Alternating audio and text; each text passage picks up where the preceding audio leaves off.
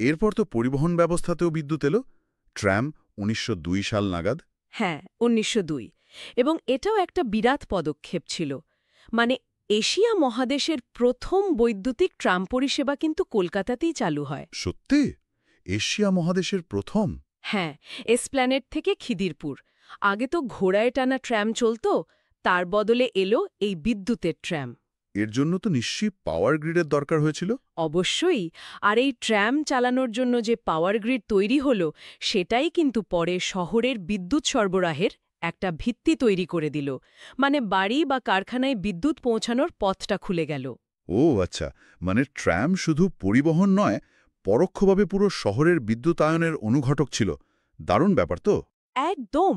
আর দেখুন, আজও কলকাতা ভারতের একমাত্র শহর যেখানে ট্র্যাম চলছে।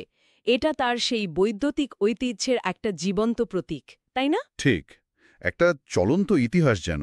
আচ্ছা, এরপর তো প্রায় অনেকগুলো বছর কেটে গেল। তারপর এলো মেট্রো রেল, ১৯৮৪ সাল। হ্যাঁ, কলকাতা আবার ইতিহাস গড়ল।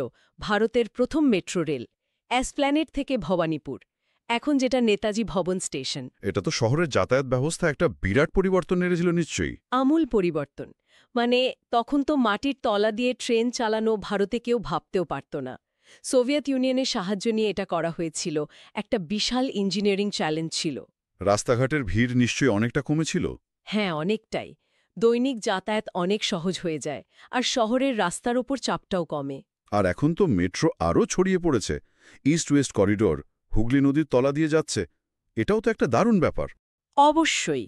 নদীর তলা দিয়ে মেট্রো চালানো, এটাও কিন্তু একটা বড় মাইলফলক। দেখাচ্ছে যে কলকাতা এখনও প্রযুক্তিগত দিক থেকে এগিয়ে থাকার চেষ্টা করছে।